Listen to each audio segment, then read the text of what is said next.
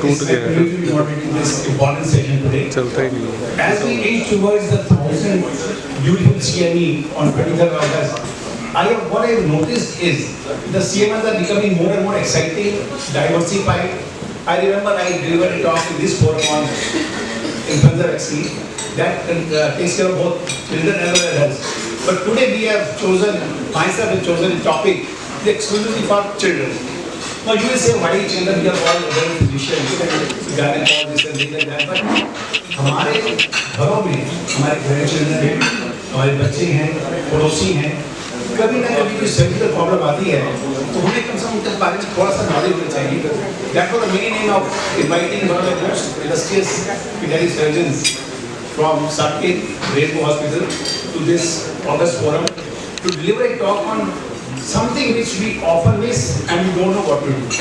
There are subtle clues in every surgical problem, and how to decipher them, how to find them out is an art. And that art has been really, to the best of his capability, exploited by Dr. Niyaz Ahmed Khan. Welcome to this August forum, Dr. Niyaz. We'll be following another talk by Dr. Sakshi, but that will later on. We are breaking the protocol or not, and letting a lady come first because of the limitation of Dr. Niyaz to go early. Just a few words about Dr. Niyaz.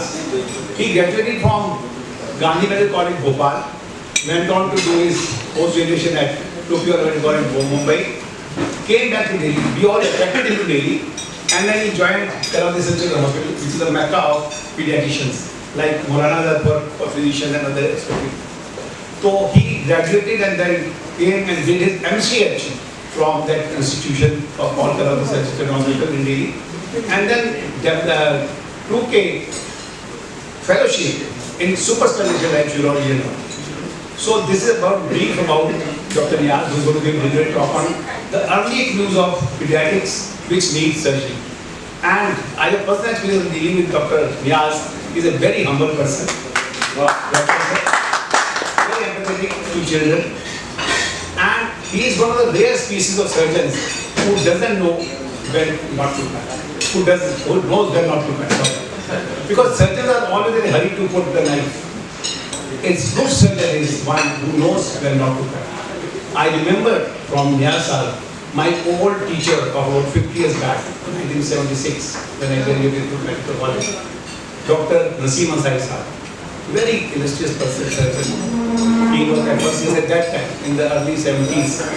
He told us once that surgery is not a difficult thing, but the most difficult thing is to decide when not to operate. And this is what Dr. Niyaz has also learned. I have lots of cases referred to Dr. Niyaz over the time, last 4 or 5 years. And I'm absolutely happy with this approach. No wonder about his capability, and you'll see how he does it. Now I come to the team of Rainbow for 2 minutes. Rainbow team has been a little late in joining PFI forum, but it's never too late. मैं यही कहूँगा, एक शेर में जैसे doctor सुशील sir कहते हैं, यह तो मुमकिन ही नहीं कि तुम हर रोज मिला करो हमसे. ये पहली मुलाकात है रेडियो की हमारे फोरम के साथ. ये तो मुमकिन ही नहीं कि हर रोज मिला करो तुम हमसे. और हमारे चार्टर और भी बहुत है. This not only forum. For lots of other hospitals also who are in queue to come and deliver talk here. तो यह तो मुमकिन ही नहीं कि तुम हर रोज मिला करो हमसे. कभी कभी ही सही लगेगा दिल के पास रहते हो. Over to doctor Niyaz. Doctor Rajni को बता दूं. Thank you so much. Ma'am आज आई नहीं है. आई नहीं है. She is the inspiration. आप दौलत की बात कर रहे हैं.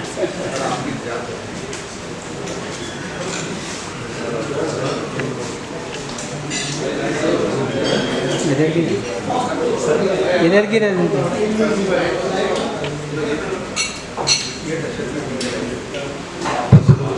Good evening all, and thank you Ashok Chakravarti sir for your kind words, and it's really an honor for me to speak in front of this August gathering. I would like to thank Dr. Sushil also for this. So to begin with, this is the first CME which we are doing with PFI, and So to start with, this is the banner which I would like to tell you that kids are not mini adults. So this is the basic theme with which Rainbow has come up, that pediatrics and pediatric surgical kids, they require special care. So on this basis, I'd like to go further and would like to discuss few clues and cases in which early diagnosis does help in pediatric patients in decreasing the morbidity as well as the mortality of the kids. So, sir, as you have said that for every healthy Indian, so I think kids also deserve that. So, for bright future of India, healthy kids are very much important. So this will be basically an interactive session. I'm no one to teach you or to tell you anything. So I would like to get most of your experience in pediatric patients or pediatric surgical patients, so that we can mutually grow together. So to begin with, this is a 7-month-old male kid who presented with crying during observation for last 1 year. The child was asymptomatically before that, and antenatal ultrasound was done at 28 weeks, which was suggestive of hydronephrosis. There was no other complaints for this kid, and the parents, they just walked over at age of 7 months to us. So anything which can help in diagnosing this disease or anything like that. So how would any one of us will approach this case? Refer to surgeon. Thank you. Sir, pediatric surgeon to be precise. Posterior urethral walls. Posterior urethral walls can be one. So how do we proceed with that?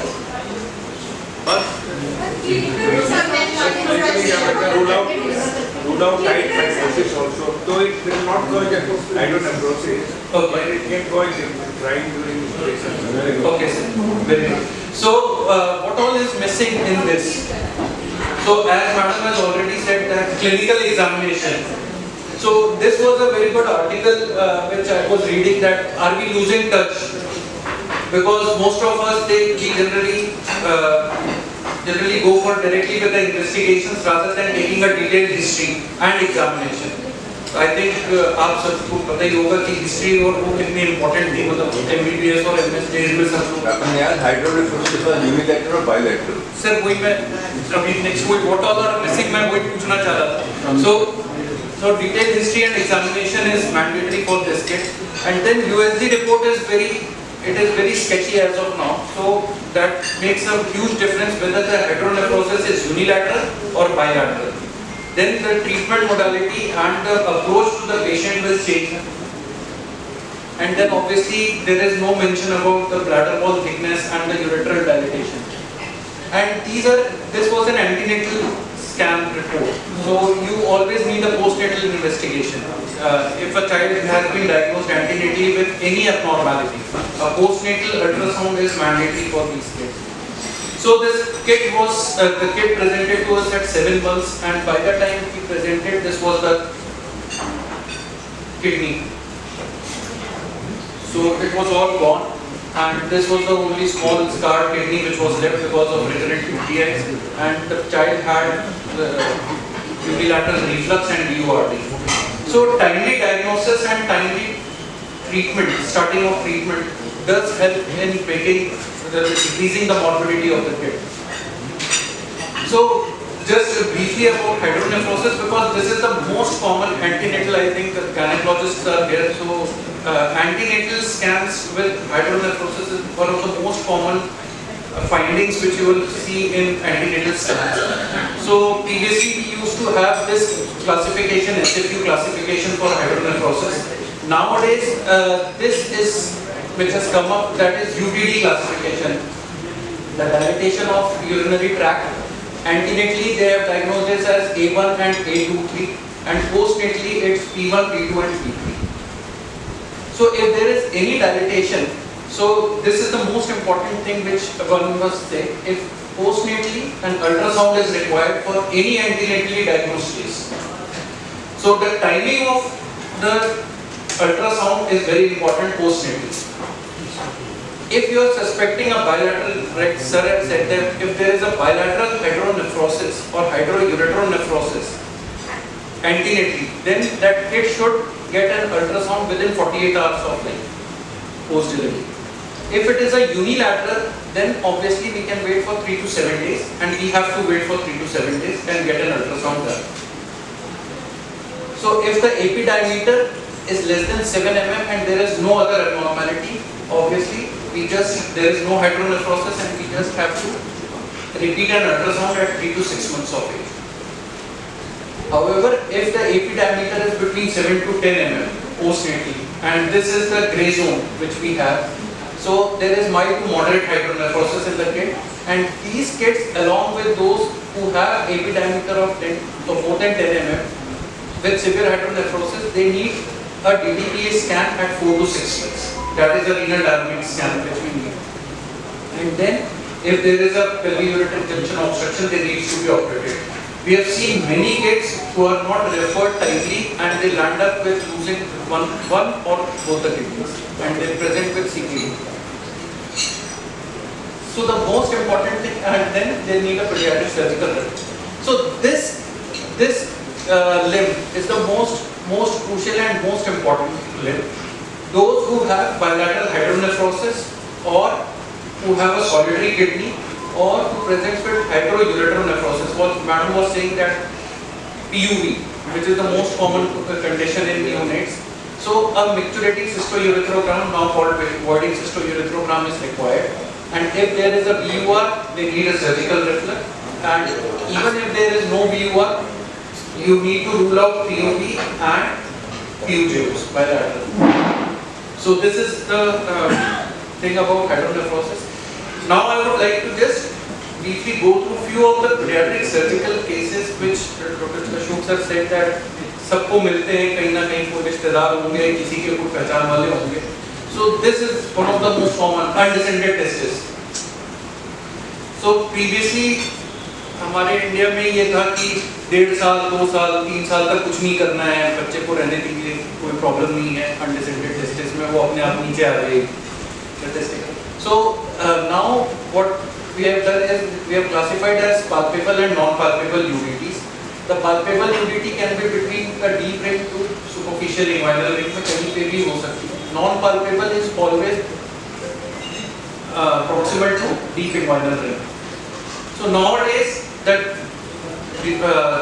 ideal age for surgery has come down, and with many of the studies they have shown that the spermatogonias after age of 6 months they start depleting at a rapid rate, and hence the paternity issue may come if we delay the UDT surgery after 1 year or 1.5 years. Previously it was 1 year, तो पहले सब यही बोलते थे कि 1 साल तक रुक जाइए अपने आप आ जाएगी. Now it has come down to 6 months to 12 months. So bilateral non-palpable UDT, one should always evaluate for disorder of sexual differentiation. And if the patient has got unilateral and is less than 6 months, then we have to reassess that kid at 6 months of age. If it's still undescended, then obviously it needs surgical correction. And why do we need surgery? It is only because there is a high risk of torsion, because many a times kid will present with a swelling or a lump at the inguinal region and severe abdominal pain. And we always, हमारे यहाँ पे बहुत common है कि over the counter medications मिल जाती हैं, वो pain killer खिला देते हैं, वो settled हो जाता है, and then they land up with a torsion testis and atrophic testis. So this can be easily prevented.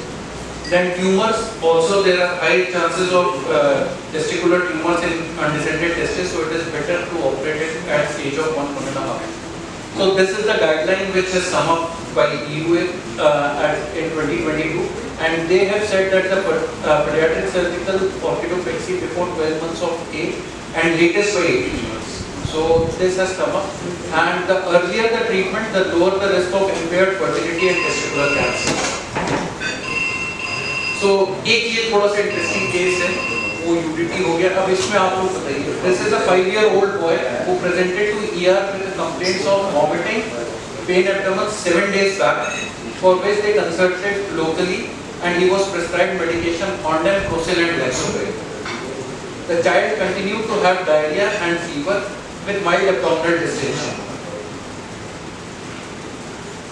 Possible differentials.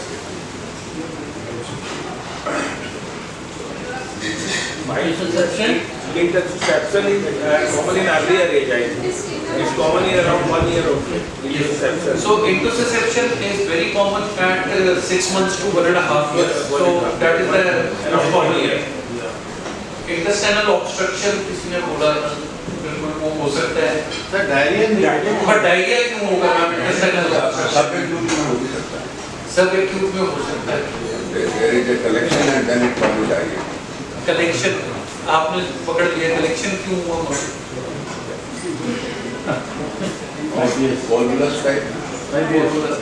इसलिए मैंने कहा था ये हमारा इंटरैक्टिव सेशन होगा तो हम भी सीखेंगे. तो जनरली ये हर कोई मिस कर देगा कि डायरिया कलेक्शन से हो सकता है. X-ray finding जो है X-ray.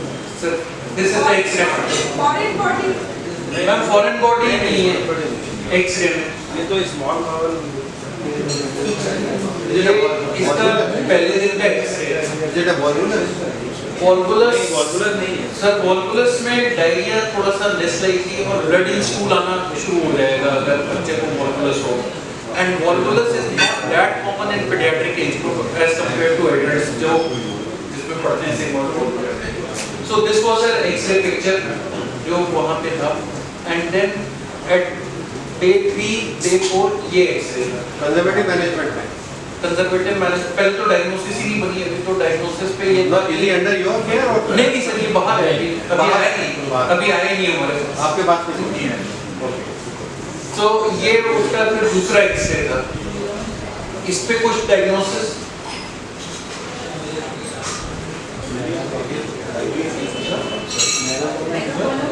Megacolon.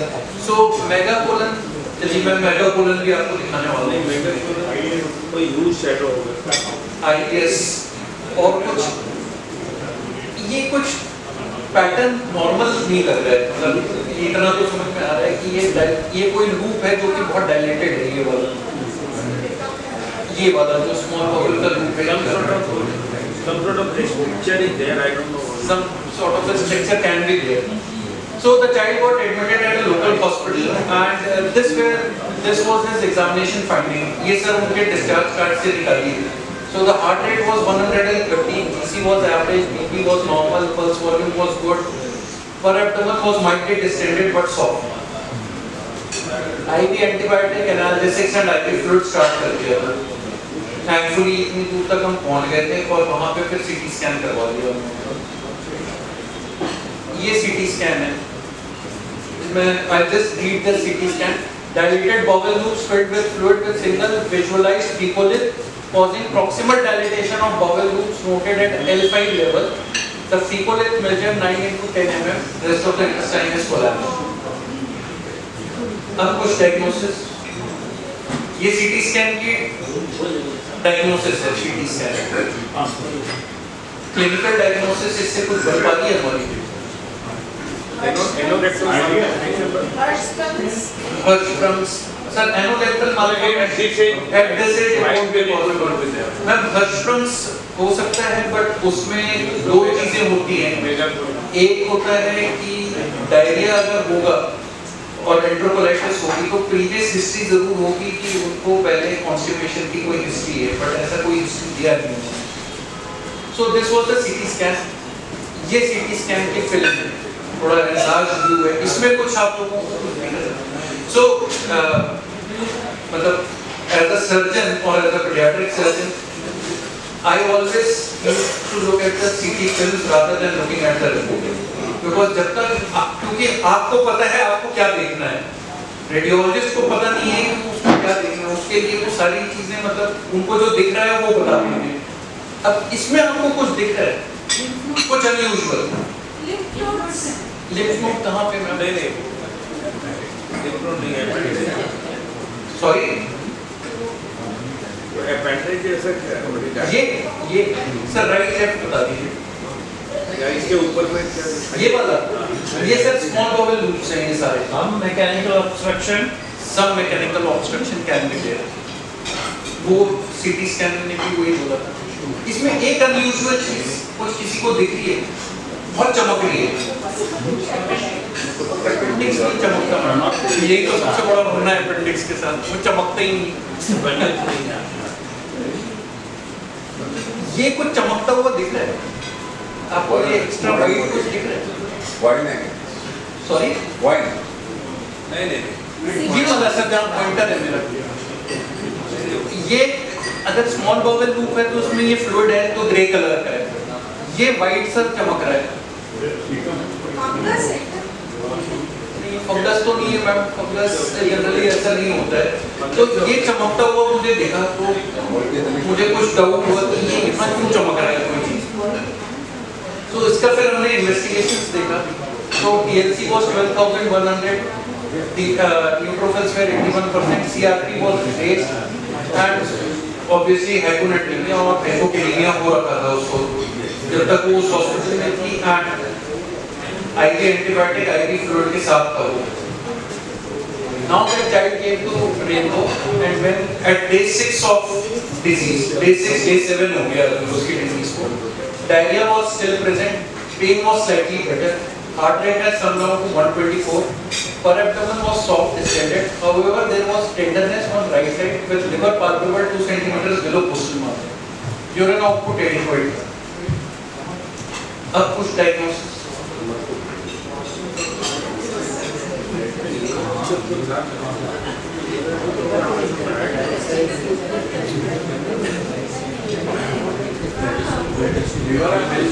Sir liver abscess generally सीटी में दिख जाता सर, लिवर में कुछ भी अगर होता तो it would have been visible on the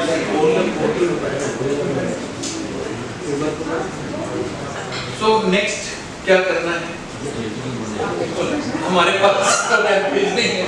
So the child came to Rainbow at day 7 of the disease, and when he had come, the counts have gone up to 17,000, और neutrophils इसमें 76% हो गए, पहले 82 थे वो 76 हो गए।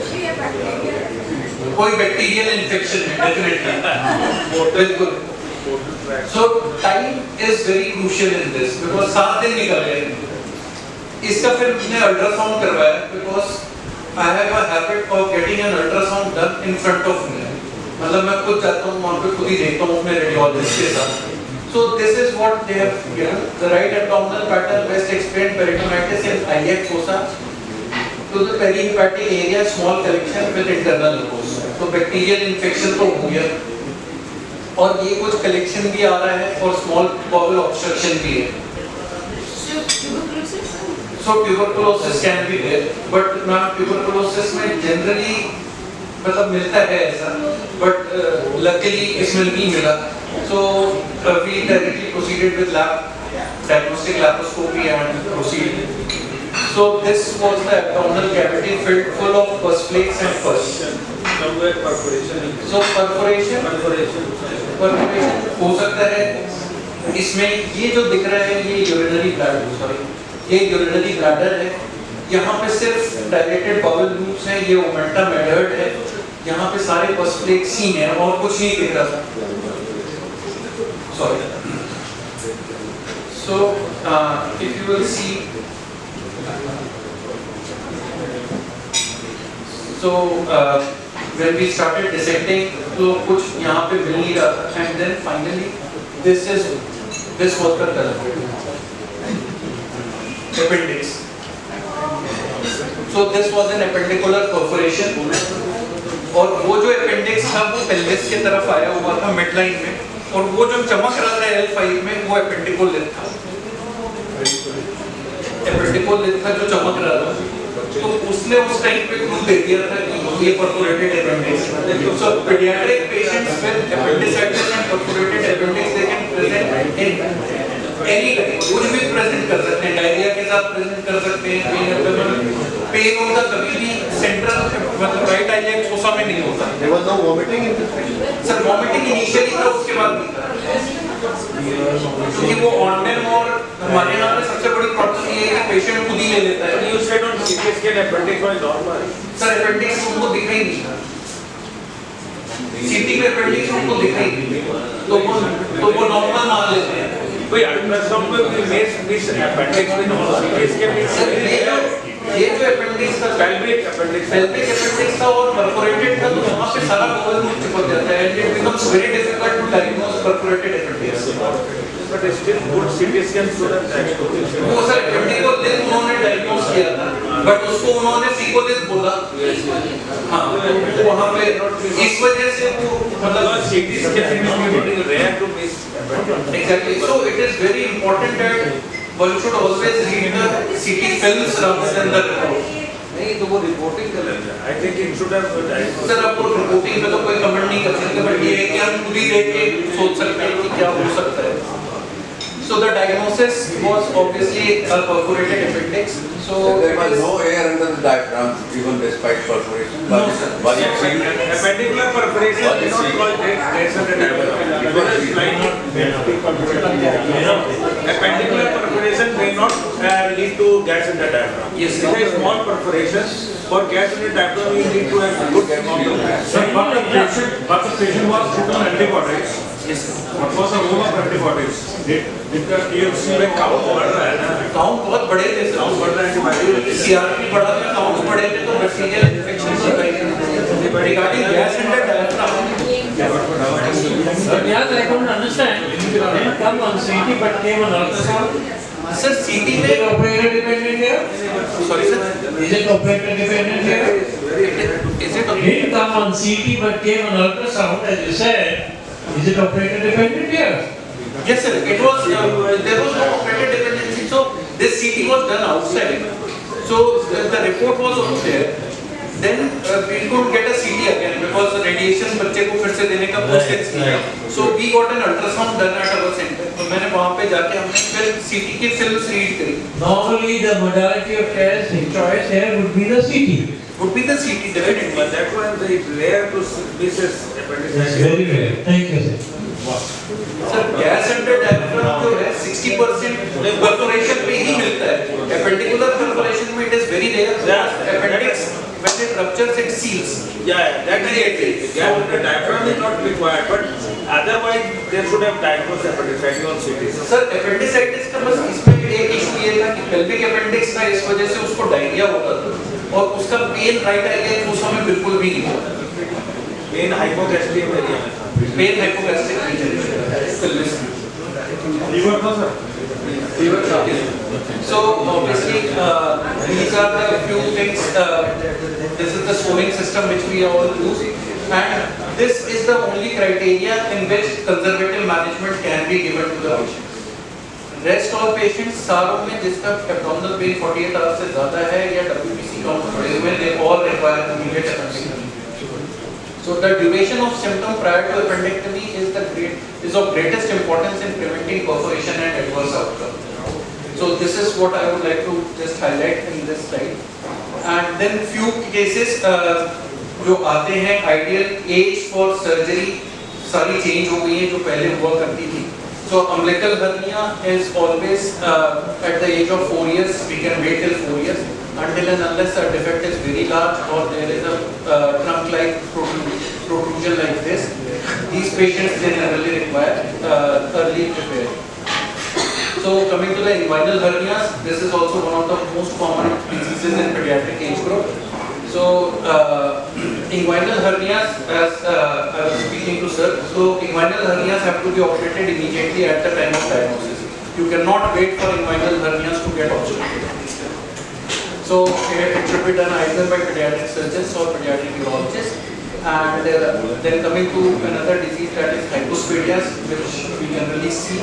So the ideal age of hypospadias has come down to 18 months. 1 year to 18 months.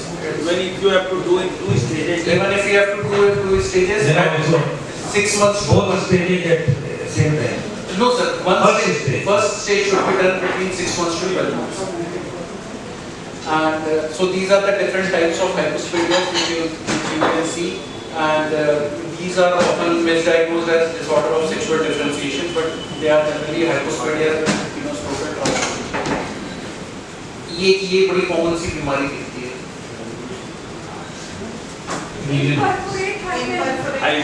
So this is labial sign. This is labial radiation. I'll just close this. Sir, एक megacolon कोई बोल रहा था. So this is how a megacolon in her with this diagnosis. ये आपको शायद ही देखने को मिलेगी. Cloacal extrophy है सर, ये extrophy rather है. Thank you very much. Dr. Dyan, possibly of time we can have question. Will it stay for the? Yes sir. Question answer करके जाओ. No, second presentation. Yes sir. रुकेंगे. Light जला देना. Dr. Gumi. Thank you so much for your patient hearing. Thank you so much, Dr. Niaz. What a presentation. We had to cut you very short for a possible time. Good evening, friends. First of all, I thank Dr. Sushil Chauhan sir for inviting me over to moderate this interesting session by Dr. Sakshi Goel. She will be talking on common gynecological problems when we should refer to the specialist. Dr. Sakshi Goel has done her graduation and post-graduation Safdarjung. She worked in NACS for quite some years and now she is in Rainbow as a consultant from 2017, almost 10 years. I invite Dr. Sakshi Goel for the talk. The stage is yours.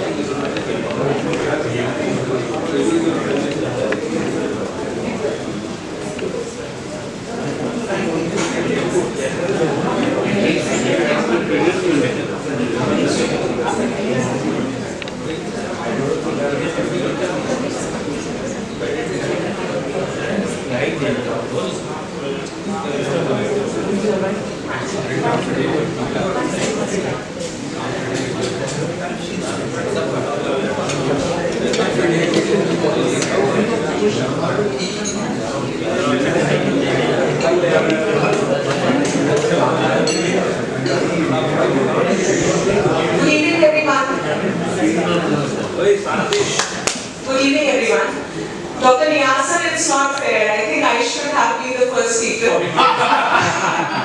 Because you have already raised the standards of the presentation of the evening and the hall is already full of questions and things. I will be very quick and already all my seniors are sitting here. So, मैं बस basics cover करूँगी ma'am. I don't think there's something which I'm going to tell which is new. But yes, being in Safdarjung Hospital, worked in GTB and then in Rainbow, I have learned one thing. It's very important that we refer at the right time. We are at a referral care center. We are having cares like in शुरू से हम पढ़ते आ रहे हैं कि levels of care is very important. So I have had patients being managed in emergencies of Safdarjung Hospital जो बिल्कुल pale 2-3 ग्राम haemoglobin के साथ आते थे. And मुझे लगता है कि they could have been referred earlier than just manage at periphery. So we used to have patients all over from Delhi, NCR, and I was shocked to see even in elite places and places where they were being managed. But कुछ ना कुछ शायद miss हो जाता था जो शायद हम लोग individual practice में नहीं care कर पाते. And I feel it's very important that a tertiary care center is the place where adequate backups are available. So that should be looked out for, because सब लोग सिर्फ they are working for the best interest of the patient, and I think that is very important to identify the red flags. So quickly beginning my talk. So as I mentioned, it is just defining the boundary between the primary and secondary care, which is very important. So successful gynecological management in general practice relies on identifying the red flags early and while managing benign chronic conditions effectively within the community. So एक छोटा सा एक instance बताऊंगी. So in GTD hospital it was a norm that after our emergency duties, so the consultants, the professors, they were very particular about if a certain patient has been referred, क्यों refer हुआ, क्या reason था, क्या वहाँ पे backup available नहीं था. So that was something which was very important and it was always traced. So that is very important. So coming to the gynecological cases quickly, first I'm covering the most common, that is abnormal uterine bleeding, and initial assessment and etiology we need to find out. So basically we look for the common causes including hormonal imbalances, uterine fibroids, and the most common now the VMOS. So the assessment, it must rule out any structural versus non-structural causes. So in that, the referral guidelines, when we should say that yes, a patient needs tertiary or secondary care, is when the patient is having heavy bleeding in spite of initial management. That is very important. Any bleeding occurring after menopause, so post-menopausal bleeding is something which we should never ignore. And persistent irregular bleeding which is lasting for more than 3 months in spite of initial medical management. So these are the referral guidelines and the red flags where we should definitely take care and we should be referring the patient to a secondary or tertiary care hospital. Coming to dysmenorrhea, that is painful periods, I'm sure बहुत हम लोग इस चीज़ को manage करते हैं and we have been taking care of different age groups of people and having dysmenorrhea. Many teenage girls presenting with dysmenorrhea and many reproductive age group girls, ladies, saying that it was not present earlier but now it is there. So what are the red flags when to refer? So when there is severe pain which is not responding to standard medical therapy, or we are suspecting something ominous, something which is endometriosis or adenomyosis, then is the case when we should be taking care in a secondary or tertiary care hospital. Quickly coming to PCOS, now the famous PMOS. So it's very important for us to make the diagnosis. So it is a norm that we take care of the triad of irregular cycles, clinical or biological, biochemical hyperandrogenism, in which the symptoms of acne and hirsutism is looked out for, and polycystic ovaries and ultrasound. Now, when do we refer is when a patient is coming with either of the symptoms which is actually it is a problem which is caused by PCOS. So if she is suffering from primary or secondary infertility, when there are concerns related to fertility, when they are having severe metabolic complications like type 2 diabetes mellitus or insulin resistance is common, and when it is rapidly progressing hirsutism in spite of treatment. So they are the symptoms in which it's better to have a multidisciplinary approach. So we do refer to our endocrinologists and we do have our dietitians who take care of the girls, because many a times it's not a single person which makes a difference. It's always multiple people when they put it together, especially for teenagers I've seen, like 18 years, 19 years, when they come to us and they even defy from their family that no, I'm not having any problem.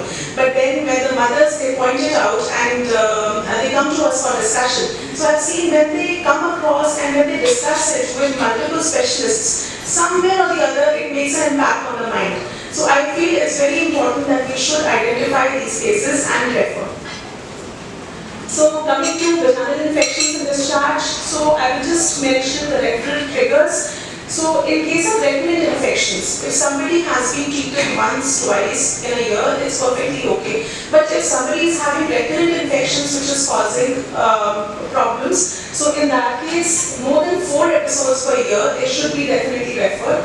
And when we are having a suspicion of complex sexually transmitted infections, or when there is failure of resolution after treatment. So I have had postmenopausal ladies who have come with chronic pruritus, chronic itching and chronic symptoms of having discomfort, and they are not opening with their symptoms, they are not able to describe their symptoms, and they consider it as normal, but it is debilitating for them. So that is one area where it is not only the gynecologist, of course, we need to make a diagnosis and we need to maybe take a biopsy also. But yes, even the dermatologists are involved in the treatment, and as I said, multiple minds put to one, it makes a big difference. Coming to pelvic inflammatory diseases, so when is the urgent referral required? So urgent referral is definitely required when there are severe clinical symptoms or there is a systemic illness, when the patient is having high-grade fever, foul-smelling discharge, which is not responding to medications, and there is no clinical improvement within 48 to 72 hours, or there is a suspected tubo-ovarian abscess. So in those cases, we do need extensive investigations, injectable antibiotics which are required. We do need to rule out tuberculosis as well. So once we had a patient who was just 23, 24 years of age, and she came to us with bilateral tubo-ovarian masses, having high-grade fever and abdominal pain. And she was not responding to any of the antibiotics. So in that scenario, we had to put in a laparoscope to check what is going on, what is the tubo-ovarian abscess, that is the mass which is present. And to our surprise, it was a completely matted adnexa which was seen. And on biopsy, it came out as tuberculosis. So these are certain things that we cannot ignore, and we cannot just wait, because then, of course, the fertility and later on the health of the patient is definitely jeopardized. Coming to uterine fibroids, so the usual symptoms which can be managed include the cyclical bleeding, or if there is mild pressure, if the uterus size is normal or slightly enlarged, it can be managed in the primary care. If there is a stable or slow growth, we can just keep it under medical management, and there is no issue in regards to fertility. But yes, it's better to refer to a gynecologist if there is severe heavy menstrual bleeding, if it is related to chronic pelvic pain, if the uterus size is as large as more than 12 weeks gestation, and if the size of the fibroid is rapidly increasing, or if the patient is having recurrent pregnancy loss or infertility. So in that case, it's very important that the gynecologist treats the patient and we do not delay the treatment profile. Coming to endometriosis, in that case, it's a chronic pain pathogen, and any patient who presents with a chronic pelvic pain or severe dysmenorrhea, we need to rule out endometriosis. So in this, the reference strategy is very specific. So any persistent pain, despite of 3 to 6 months of medical therapy, in that case, we should definitely refer, and suspected diagnosis requiring laparoscopic confirmation, or there is a known endometrioma on ultrasound. So it is the gynecologist who should put the hand to the patient. So menopause-related issues, most important red flag is postmenopausal bleeding. If the patient is having any kind of spotting, bleeding, any foul-smelling discharge, then definitely they should be referred to a gynecologist, and we should never ignore the symptom. And in case they are having any severe symptoms of menopause, in which we might require a hormone replacement therapy like hot flushes or dryness in the vagina, so in that case they should be referred early than late, because the symptoms can be tacked on early. And in case they have premature ovarian insufficiency, which is less than 40 years of age, so in that case, early starting of hormone replacement therapy really helps with the symptoms. Now, when to refer urgently? So I think I've been pretty quick in the thing. So when to refer urgently, and we should never ignore that suspected case of malignancy, if there is a palpable pelvic mass or suspicious cervical lesion, in that case, it should not be ignored, because early diagnosis is the new cure. any acute gynecological pain which is happening. So it can be because of any severe pain, it can be ectopic pregnancy or ovarian torsion. So once I had a patient who was in the reproductive age group, 24, 25 years of age, just married, 6 months of marriage, and she was receiving treatment for diarrhea and abdominal pain. And actually the practitioner could not diagnose that it might be related to some pregnancy problem. So it could be related to something. So we did a urine pregnancy test, it was positive. She was a case of ectopic pregnancy which was concealed, but yes, there was hemorrhage inside and we could just tap it off on time. So it's very important that we need to refer timely. In case of any heavy uncontrolled bleeding with signs of hemodynamic instability, so in that case we should never ignore. And if there is any signs of sepsis, that is a febrile patient with severe pulmonary infection, so these cases they need immediate attention and same way specialist review. So we should never ignore this. So early detection is key to better outcomes. That is the rule, and I think I will just finish my presentation.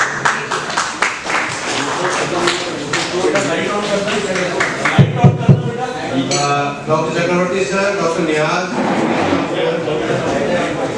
Dr. Sakshi ma'am, thank you for a wonderful presentation. मैं सिर्फ एक सवाल पूछूंगा मैं आपसे, मैंने आपसे सवाल कही होंगे और काफी हमारे गायनेकोलॉजिस्ट फ्रेंड है। मैम आप सिर्फ गायनी करती हैं या ऑप्स भी करती हैं? मतलब कोई डिलीवरी आए तो भेज देना। हमारे पास मोनिका में बहुत सारी डिलीवरी आती रहती है। मैं वही मतलब आ जाइए प्लीज। सर मॉडरेटर्स का मैं मॉडरेटर्स का तो ध्यान रखते हैं। आ जाइए ma'am please. Doctor Niyaz please बैठिए। यार ऐसा है कि एक इशू है, वो बहुत इम्पोर्टेंट इशू है और वो डॉक्टर चक्रवर्ती, डॉक्टर सहगल और डॉक्टर अरुण वाधवा से डिस्कस कर रहे हैं। Doctor Arun Wadhwa, can you stand? Eminent pediatrician in South Delhi, and you will not believe that Arun and me studied in the same room for 9 months in Safdurjung. In the same room, we were actually roommates. So, यार एक request है आप thank you Jitu, thank you very much. मुझे पता है तुम अच्छे ही काम करते हो, ठीक है। और जो ममता की पार्टी तुमने तुड़वाई उससे तो बढ़िया काम होने लगा, ठीक है। अच्छा मैं 2-3 चीजें बोलूंगा सर। डॉक्टर सहगल सर 23 अगस्त को आपकी सुर किलकारी है, वो पोस्टपोन तो हो नहीं सकती क्योंकि उसकी सर लॉजिस्टिक इश्यूज हैं, लेकिन मैं आपसे रिक्वेस्ट करूंगा कि 3 से 5 मेरी डॉक्टर चक्रवर्ती से बात हुई और मैं सर फेलिसिटेट करूंगा आप सबको, अरुण को भी और डॉक्टर तरुणा को भी, आपको भी, मैडम को भी, डॉक्टर अशोक को भी और डॉक्टर रजनी मैम को भी। और मेरे सर बहुत इलाबोरेट प्लान्स हैं and can you believe sir, doctor S K Mathur sir has donated 50,000 rupees to the physician forum of India. Although उन्होंने मुझे बोला था कि बताना नहीं किसी को, and we have already got a stall booking for 1 lakh rupees today already. We have and I have posted it on the group, physician group, trustees group. We have got 7 sessions committed already. ठीक है, हमारे पास 1 या 2 session और बचे हैं देने के लिए। तो मैं सर अरुण, मैं तुम लोगों के लिए बस मैं 2 लाइनें गाऊंगा और तुम समझ जाओगे। बात करनी मुझे मुश्किल कभी ऐसी तो न थी, बात करनी